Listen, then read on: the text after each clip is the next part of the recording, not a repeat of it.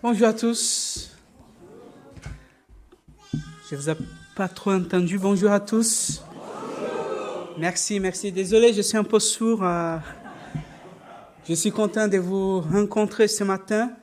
Et je suis, comme notre frère nous a dit, dans le sentiment d'un privilège, d'un honneur même de recevoir notre prédicateur d'aujourd'hui, Jean-Luc Gadreau. Pour ceux qui ne connaissent pas, il est responsable pour l'émission à France Culture.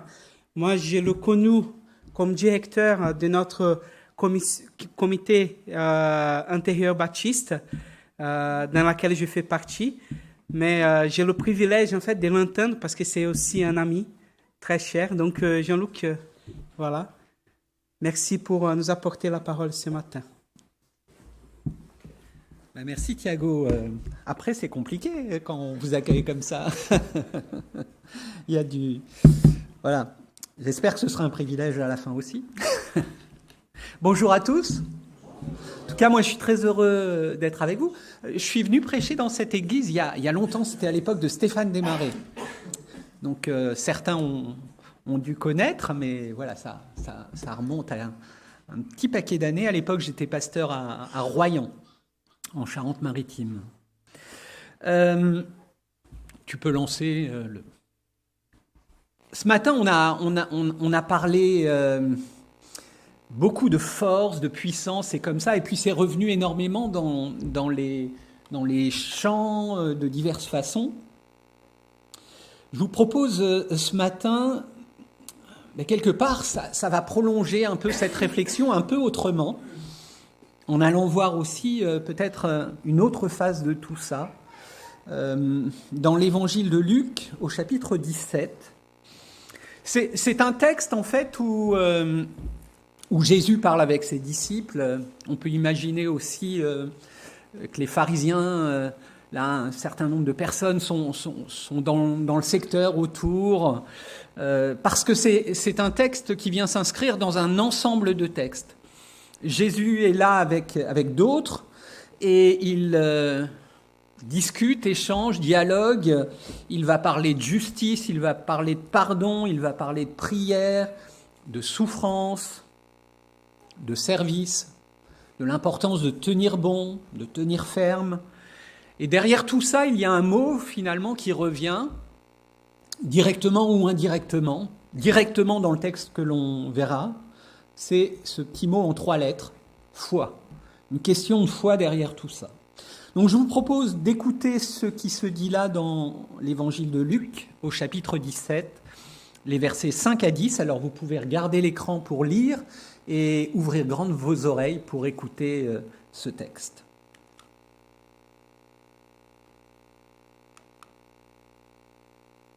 Je te fais signe.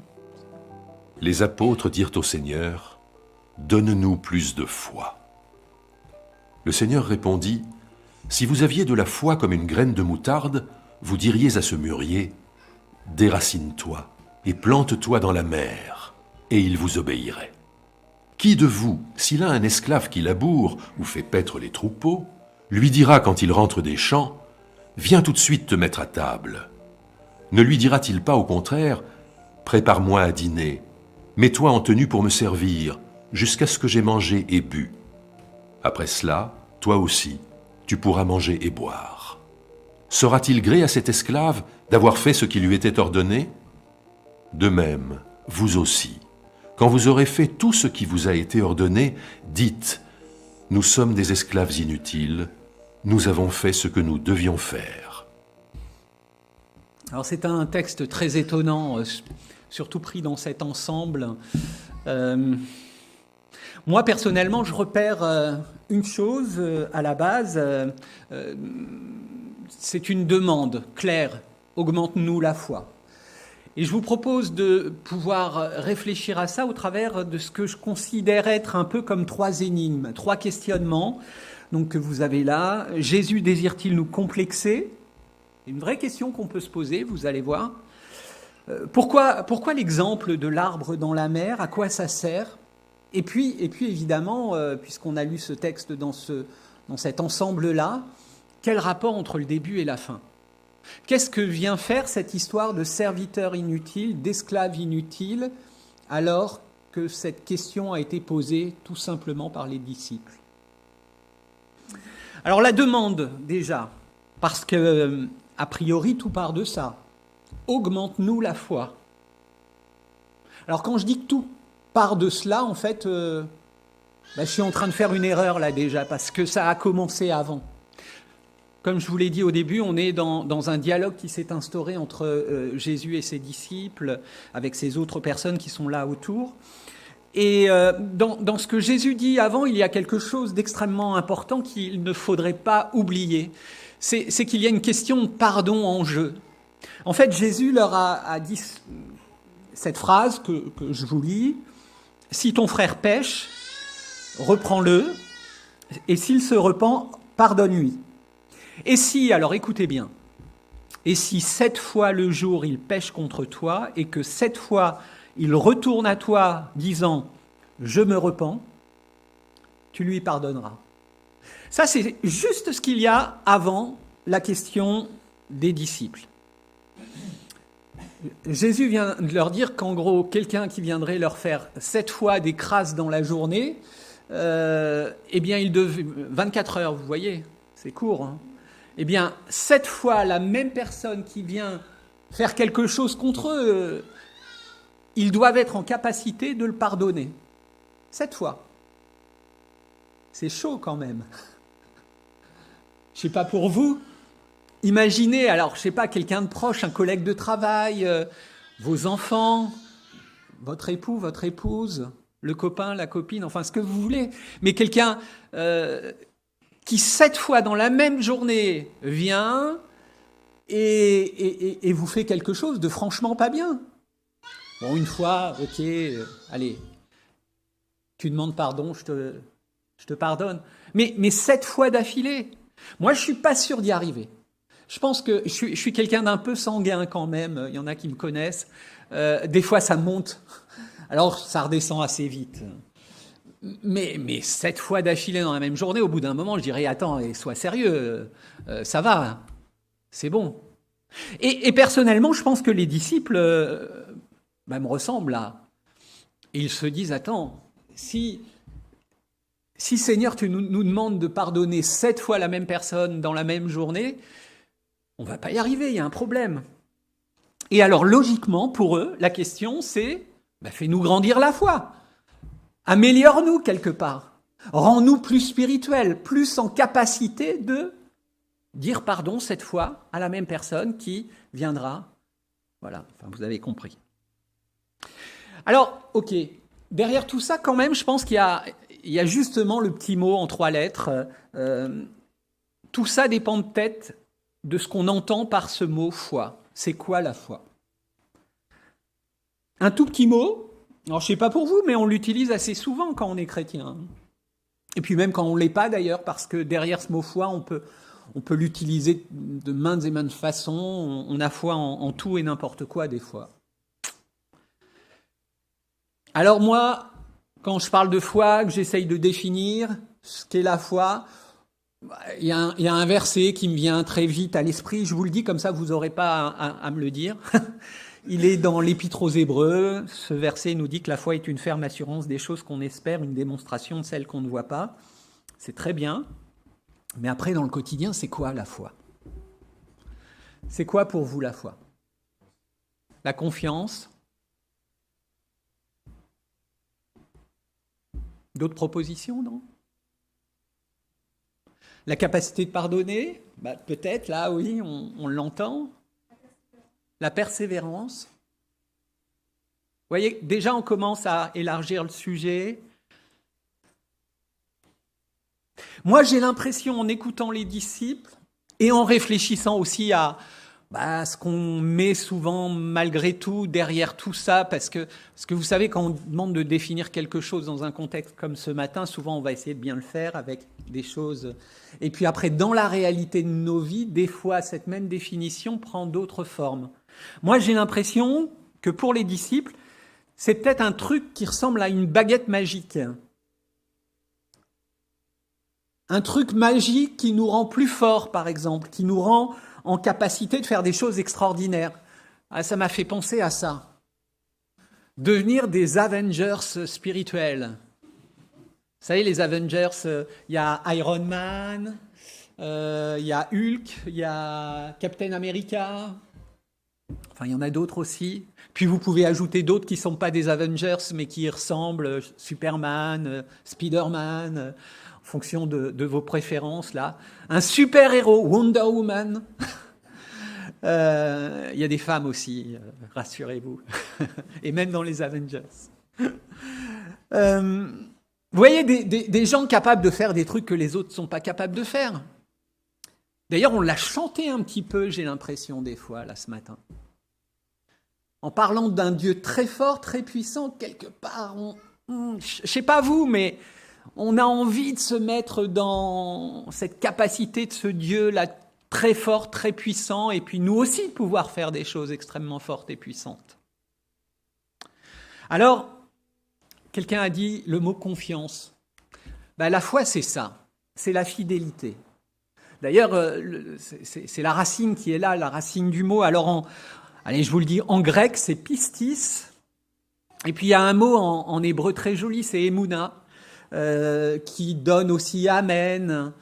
C'est cette idée de dire, OK, je valide, c'est fidèle, c'est fiable. Chouraki, lui, dans la volonté de traduire assez littéralement les choses, va utiliser le mot adhérence. C'est-à-dire que vous mettez deux choses qui n'ont pas la même consistance, enfin voilà, deux choses différentes, et qui d'un seul coup vont adhérer et ne former plus qu'un. Amen, ok, oui. J'ai foi, je valide, j'adhère. On pourrait dire simplement, en fait, basiquement, comme dirait Orelsan, qu'avoir foi en Dieu, c'est considérer que Dieu est fiable. Et que je peux croire en lui simplement et être en fidélité à sa parole parce que je le considère, lui, comme fidèle. On entre dans une forme de foi-fidélité avec deux grands F quand même, deux F majuscules, j'ai envie de dire, parce que c'est une foi-fidélité vivante, dynamisée par l'esprit, qui ne va pas se contenter de vagues conventions, croyances, mais quelque chose vraiment de très fort et de très puissant, justement. Un théologien allemand, alors je vous dis son nom et vous pouvez l'oublier derrière, il n'y a rien de grave, surtout qu'il est un peu compliqué à prononcer, c'est Friedrich Schleiermacher. Voilà. Alors c'est quelqu'un qui venait des frères moraves, du piétisme, qui en est un peu sorti après, mais qui a expliqué le terme foi en ces termes.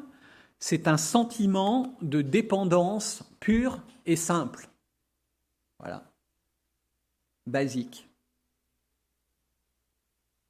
Du Orelsan avant l'heure aussi, pour ceux qui connaissent la chanson. Bon. Et donc, pour comprendre tout ça, ce récit nous met, et la manière de Jésus d'aborder les choses, nous met, il me semble, en face de trois énigmes, trois questions. Vous avez envie de jouer? On essaye d'entrer dans le jeu, là, de se positionner face à ces questionnements, face à ces énigmes, et puis essayer d'en sortir avec quelque chose de bon. Alors, moi, j'aime bien quand même souvent compliquer un peu le truc, histoire de mettre un peu de piment à tout ça. Je vous propose de commencer par la troisième énigme. Un petit peu comme on lit des fois un roman policier où on va regarder quand même les dernières pages pour voir qu'est-ce qui se passe à la fin, et puis après on reprend l'histoire. Ou un Colombo aussi, ça marche très bien. Vous savez qui a tué dès le début. Ça, c'était une trouvaille à l'époque. Après, vous avez toute l'histoire et vous savez de toute façon que Colombo va tout de suite voir qui c'est et comprendre. Et voilà. La parabole du serviteur inutile. Elle vous dérange pas, cette parabole? Personnellement? Non? Vous voyez le lien direct avec la question des disciples? Moi, je trouve ça un peu curieux quand même, que Jésus développe toute sa pensée et arrive à cette parabole. Alors déjà, le mot inutile, on peut se poser la question, est-ce que c'est le bon mot? Est-ce que c'est pas une histoire de traducteur, d'avoir essayé de faire un petit coup là en plaçant ce mot-là? Si vous allez dans le texte original, vous allez voir que parfois on peut, avec un mot, alors ça fonctionne en grec et en hébreu, avoir plusieurs sens possibles et donc il faut choisir. Là, en l'occurrence, c'est vraiment inutile. C'est qu'il ne sert à rien. Alors pour parler d'un serviteur, c'est une façon étonnante de dire les choses, mais c'est bien de ça que Jésus parle. Dans la version que vous avez entendue, il est parlé d'esclaves. Petite remarque. Ça correspond encore plus au contexte de l'époque. Alors ça marche aussi dans un rapport de foi parce que Paul va nous placer dans cette situation nous-mêmes d'esclaves affranchis, c'est-à-dire des esclaves qui ont été libérés mais qui continuent à vouloir délibérément, de leur propre volonté et de façon libre, servir le maître. Bon. Alors quand Jésus parle de serviteurs inutiles, est-ce que finalement il nous appelle à une forme de je m'en foutisme, de se dire bon, voilà, il faut que je fasse les choses et puis bon, l'important de toute façon c'est ma relation à Dieu personnelle, ma foi, et puis voilà, le reste on s'en fiche. Non, je vous vois un peu sceptique là dans les regards. Non, je ne pense pas que Jésus nous appelle à ça. Je ne pense pas parce que ça ne collerait pas avec plein d'autres choses où au contraire Jésus nous appelle au service, nous donne de considérer les choses avec attention, voilà. Alors c'est qu'il veut nous emmener ailleurs.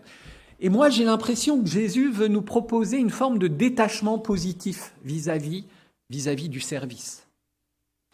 Quelque part, quelque chose qui nous permettrait de nous protéger d'un risque profond intérieur face à quelque chose donc qui viendrait gâter notre âme, qui viendrait pourrir notre âme. Je parle là du besoin constant qu'on peut avoir, très humain finalement, de compter, d'utilité, l'obsession de l'appréciation et par extension aussi de la comparaison avec l'autre. Un truc très féminin et très masculin.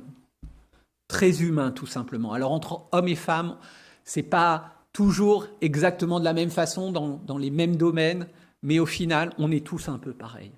On a tous un peu ce besoin de compter dans l'histoire. Vous savez, c'est le syndrome de la belle-mère de Blanche-Neige. Miroir, mon beau miroir, qui est la plus belle ? Vous avez aussi... Alors, c'est dans un autre registre, mais moi j'aime assez bien et ça nous ramène aux disciples. Je ne sais pas si vous vous souvenez de cette pub, le petit bonhomme Cadbury. Ceux qui sont un petit peu plus âgés, un peu plus de mon âge, là, s'en souviennent sans doute. Monsieur Cadbury, tu ne pourrais pas faire tes fingers un petit peu plus longs, juste un petit peu plus longs. On en voudrait un peu plus grand, un peu plus fort, un peu plus... Voilà. Seigneur, qui est le plus grand parmi nous ? Qui sera assis à ta droite là-haut ? Vous voyez, il n'y a pas que nous. Déjà, les disciples étaient dans la même perspective aussi. Et finalement, un peu notre miroir. Et on est toujours un peu pareil. On en veut plus, on veut être reconnu, on veut compter dans l'histoire. Alors vous savez, il y a même des séminaires pour ça, pour apprendre. Du coaching. Il faut établir des cibles, il faut une stratégie. Et dans le travail, souvent, c'est pas inutile, justement. Ça sert, on en a besoin. Je dis pas que c'est mal. On met des notes aussi. Et on oublie parfois que l'important, c'est l'acquis et la capacité à s'en servir, tout simplement. Mais on aime bien qu'il y ait une hiérarchie, qu'il y ait une pyramide qui se forme vite, et puis qu'il y en ait un qui soit tout en haut, et puis forcément, il y en a qui sont tout en bas, hein, toujours. Dès qu'il y a un classement, dès qu'il y a... Alors quand on est tout en haut encore, on s'en tire pas mal, hein, mais quand on est tout en bas, et pourtant qu'on a aussi les acquis et qu'on sait faire les choses, peut-être un peu moins vite, un peu moins bien, mais bon, ouais, je vous laisse réfléchir à tout ça. En tout cas, ce qui est évident, c'est que Jésus est en train de casser tout ça. Patatras, la pyramide, là, elle s'écroule avec lui. Jésus replace les bases, il replace les basiques, accepter juste la foi, telle qu'elle est, véritablement, c'est-à-dire de la confiance, de la fidélité, être fiable. Inutile sans doute, à bien des égards, mais présente car s'exprimant dans le service, dans l'accomplissement de ce que le Maître attend de nous. Alors, ça c'était la troisième énigme, mais il y a toutes les autres. Et donc, il y a cette histoire de graines de moutarde. Est-ce que Jésus est en train de me complexer, de nous complexer, là, en utilisant cet exemple d'une graine de moutarde qui va permettre, en gros, qu'une seule de mes paroles soit aussi puissante qu'elle arrive à déraciner un arbre? Je ne sais pas si vous avez déjà essayé. Pour couper les haies, peut-être autour de la maison, là. C'est pas déraciner, mais déjà au moins simplement. Vous savez un petit peu l'apprenti sorcier, Fantasia. Vous vous rappelez ce dessin animé là où finalement, d'un coup de baguette magique, là encore, tout se fait tout seul. Il y a un arbre qui me gêne, je lui dis allez déracine-toi et hop ça marche. Ben non, ça marche pas. Ça marche pas. Et ça marche pas souvent la foi aussi dans nos vies. Faut être réaliste, non? Face à des arbres qu'on a face à nous, des montagnes, des trucs. Moi j'aime bien lire le texte et pas en rester à une lecture un peu simple et facile. J'aime bien la mettre en écho à ma propre vie, me dire mais est-ce que c'est ça aussi dans ma vie? Moi souvent quand je dis à un arbre de se déraciner, même métaphoriquement, ça marche pas. Alors pourquoi? Alors en plus, je vais peut-être en rajouter une couche. Mais ça, c'est un mûrier. Un mûrier en Palestine. Une photo que j'ai trouvée sur Google. Et j'ai regardé dans un dictionnaire biblique qui me dit que le mûrier, en plus, c'est un des arbres les plus faciles à déraciner. Paraît-il, hein, je n'ai pas été vérifié. Et c'était une pratique courante, semble-t-il, en Palestine pour le porter à la ville comme bois de chauffage. Alors là, je m'en prends un petit peu plus encore dans la figure par Jésus, parce que si moi je n'y arrive pas, alors que c'est l'arbre le plus facile à déraciner, comment faire avec un autre plus costaud qui a des racines? Là en ce moment, j'ai vu ça ce matin, là, qu'il y a un concours du plus bel arbre en France. Et donc ils montraient des arbres avec des racines. Alors là, ceux-là, je préfère même pas m'y coller, si déjà j'arrive pas avec un mûrier. Alors je suis un peu complexé, ouais. Je suis complexé et je ne suis pas d'accord avec Jésus. Ça vous arrive, vous aussi, de ne pas être d'accord avec le Seigneur? Je vous taquine un peu, là, ce matin. Je vous embête. Hein. Moi, ça m'arrive.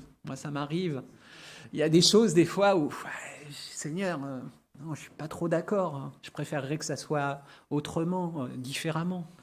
Là, voilà ce que tu me proposes. Allez planter un arbre dans la mer. Vous avez lu le même texte que moi. Tu diras à cet arbre de se déraciner et d'aller se planter dans la mer. Le dictionnaire biblique m'a dit que c'était un arbre qui pouvait être un très bon moyen de chauffage. Si encore il m'avait dit prends-le et va le mettre dans ta cheminée, ouais, ok, ça, surtout en ce moment, ça peut devenir utile. Et puis le bois est cher. Je ne sais pas si vous avez commandé du bois, là, ça explose les prix. Alors, maintenant, va le planter dans la mer. Mais ça sert à quoi, planter un arbre dans la mer? J'ai trouvé cette photo aussi sur Google. C'est fou comment on trouve tout sur Google. Je pense qu'il y a un joli trucage derrière, mais il est bien fait. Ou alors, il y a eu vraiment une grosse inondation. Pourquoi aller planter un arbre dans la mer? Vous vous êtes posé cette question face à ce texte? Pourquoi Jésus dit ça? Moi, je me suis interrogé. Et je me dis que ça sert justement à rien. C'est totalement inutile de planter un arbre dans la mer. Et là, je me dis, tiens, il y a peut-être un rapport avec le serviteur inutile. Il y a un mot qui revient d'un seul coup, là, dans ma pensée. Et c'est peut-être là l'important dans ce que dit Jésus. Ça ne sert à rien. Parce que la foi n'est pas là pour servir à faire n'importe quoi. Mais elle est là pour nous permettre de servir le Maître, de faire ce qu'il attend de nous. Alors là, on a peut-être une première piste. Et peut-être qu'en prenant un exemple, carrément stupide, qui ne sert précisément à rien, Jésus est en train de nous déplacer. Il est en train de nous bouger là dans notre réflexion, dans notre compréhension. Vous savez, moi j'aime beaucoup les paraboles. Et là, on est dans le cadre d'une métaphore, parabole. Alors, retenez bien cette phrase.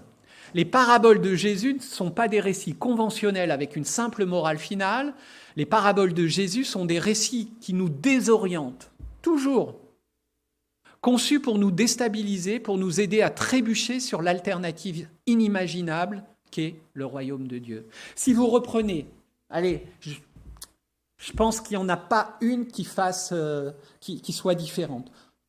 J'ose dire toutes les paraboles de Jésus. Vous allez voir à un moment donné dans son histoire, dans le conte qu'il nous raconte, à un moment, il y a un truc qui tourne pas rond. Il y a un truc qui est pas comme dans la vraie vie. Il y a un truc qui bouge, qui change, qui fait que dans la vraie vie, ça ne se serait pas passé comme ça. Vous prenez la parabole, par exemple, des salariés de la dernière heure. Là, vous savez, des gens qui viennent être embauchés par un maître à différents moments de la journée. Et puis à la fin, le maître leur donne la même somme à tous. Ouais. Dans la réalité, vous n'allez jamais trouver un maître comme ça. Un patron qui va faire ça. C'est parce que c'est pas juste. C'est pas normal. Et d'ailleurs, c'est tout le sens de l'histoire. Il y a toujours un petit truc qui dérange. Parce que Jésus, en nous racontant une histoire qu'il invente, il nous raconte, comme un conteur nous raconterait une histoire, ou comme vous regarderiez un film au cinéma. Moi, j'aime beaucoup dire que le cinéma, aujourd'hui, c'est des paraboles contemporaines, si vous les regardez bien. Souvent, elles nous parlent de la vie, et il y a des... Voilà. Il y a un truc qui fait que ça me bouge dans ce que et qui doit me permettre de comprendre quelque chose de fondamental. Imaginez la même histoire de Jésus avec l'arbre, enfin sans l'arbre, où il nous dirait, tu dirais, si tu avais de la foi comme un grain de moutarde, tu dirais à ce paralytique, lève-toi et marche. Ce serait plus du tout la même histoire. Ce serait plus du tout le même récit que Jésus est en train de raconter. Et en plus, parce que ça marche. Ça, on va le voir. Alors, ça marche pas forcément dans ma bouche. Mais ça a marché avec les apôtres, avec certains d'entre eux. C'est pas du tout. On n'a pas trouvé un apôtre qui a dit ensuite à un arbre de se déraciner, d'aller le jeter et de se planter dans la mer. Vous voyez un petit peu ce que je suis en train de dire là ?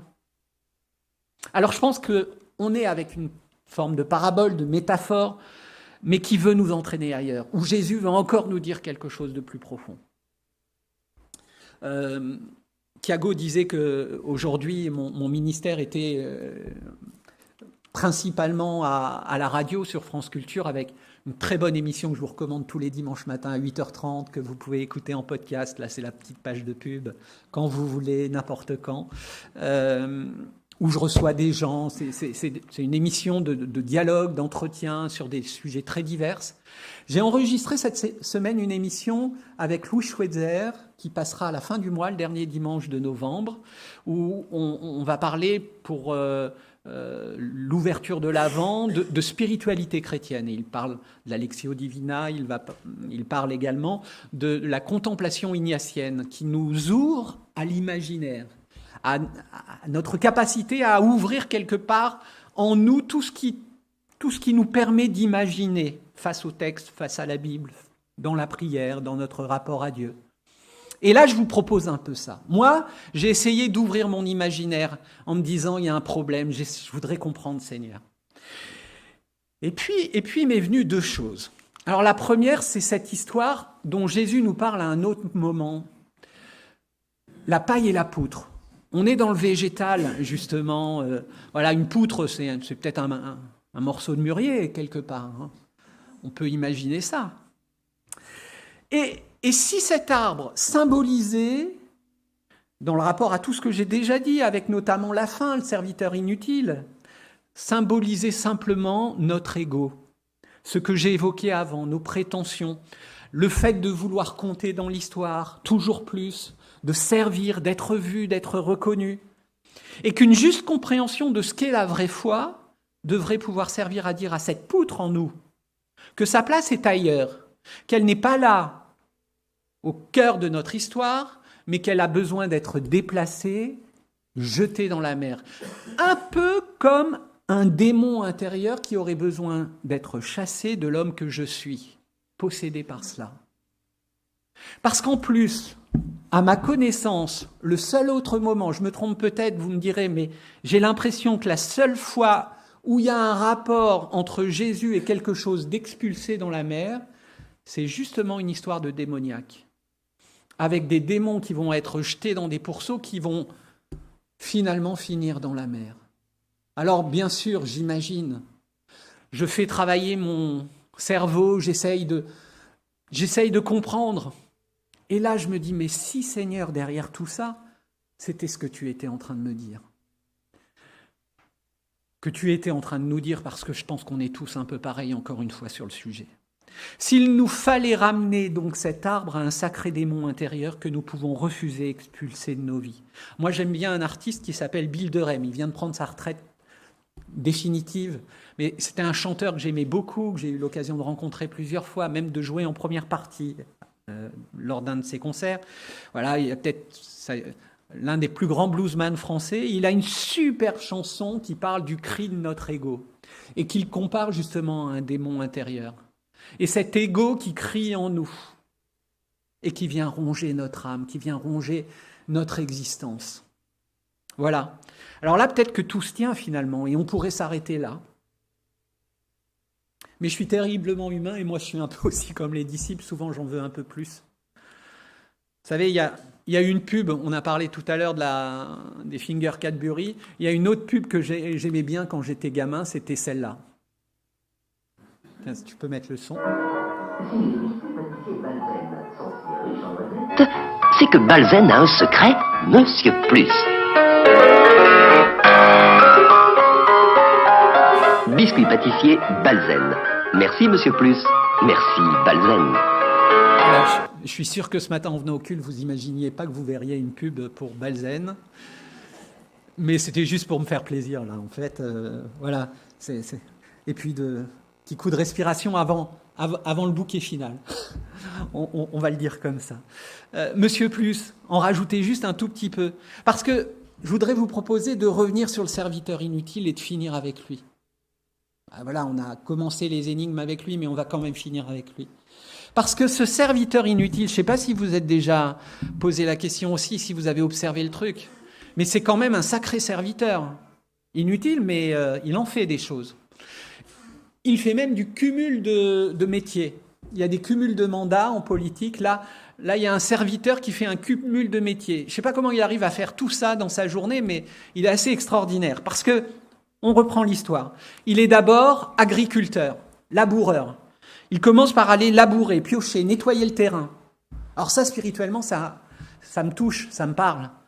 Piocher, la réflexion, l'écoute, la prière, travailler nos bases, voilà, labourer ma foi, j'ose dire un petit peu.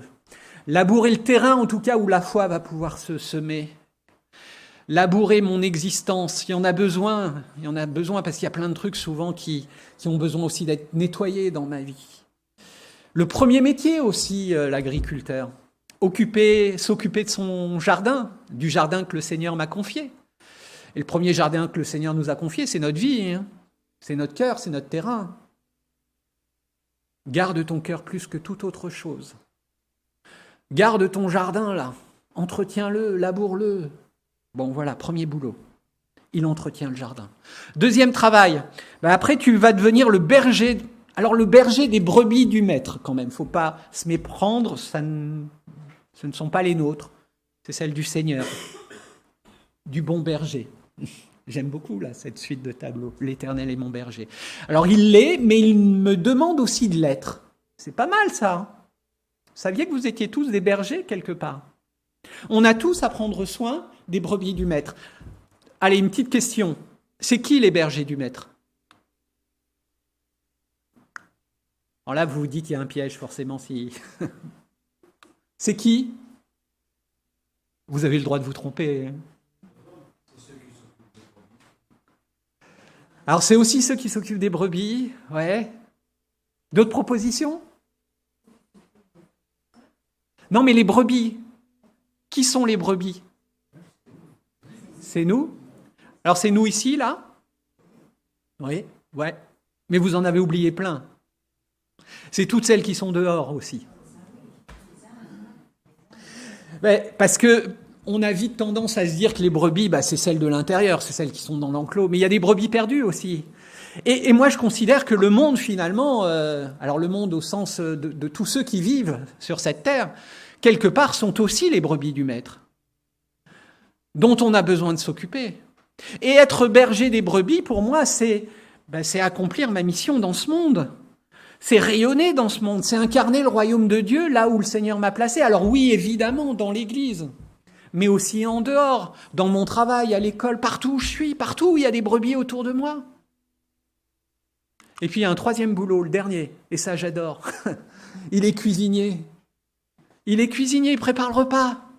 Alors, ceux qui me connaissent savent que j'aime bien faire à manger. J'ai même un diplôme de pizzaiolo.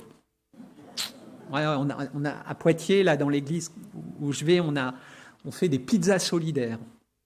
Donc on vend des pizzas et la moitié du prix de la pizza est reversée à une association extérieure qui fait du solidaire aussi. Donc ça fait du rayonnement, voilà.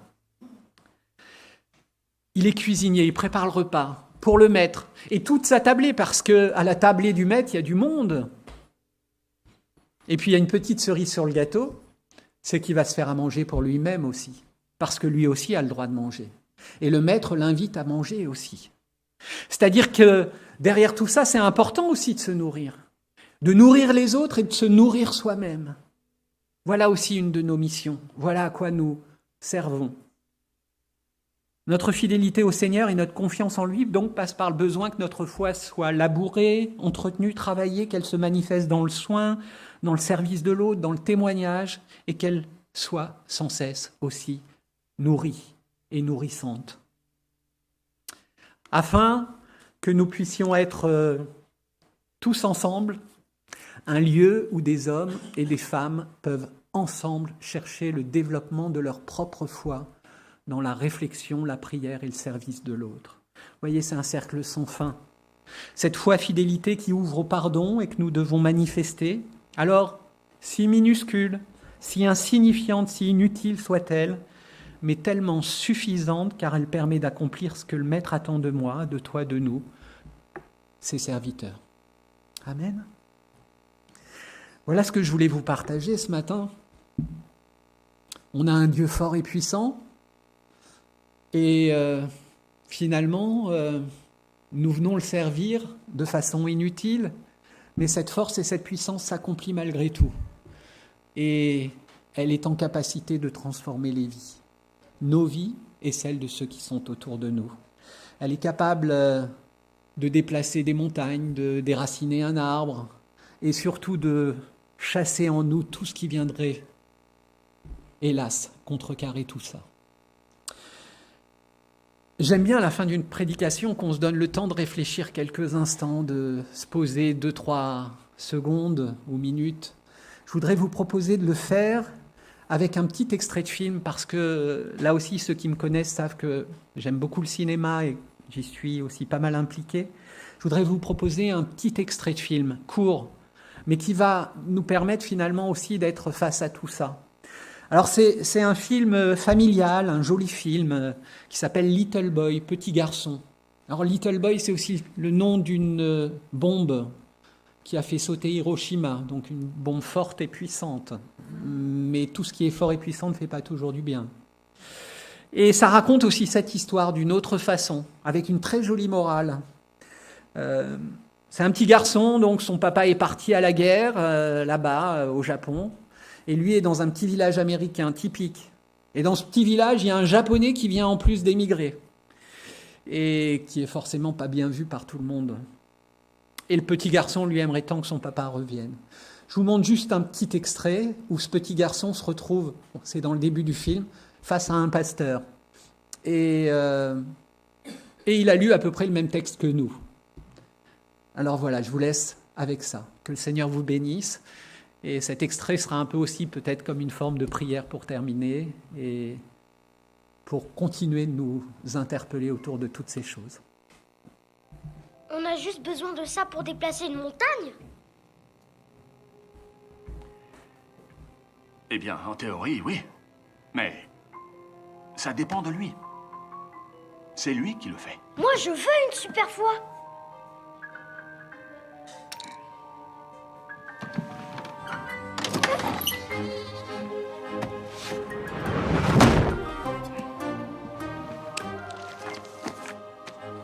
Voilà la liste. La liste ancestrale.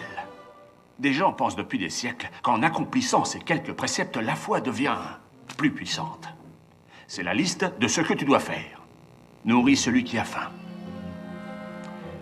Recueille le sans-abri. Rends visite aux prisonniers. Couvre celui qui est nu. Qui est nu? En quoi c'est censé... Va voir le malade. Enterre le mort.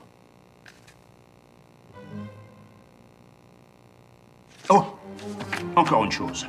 Pour que cette liste fonctionne parfaitement, j'ajoute à ton intention un dernier point essentiel.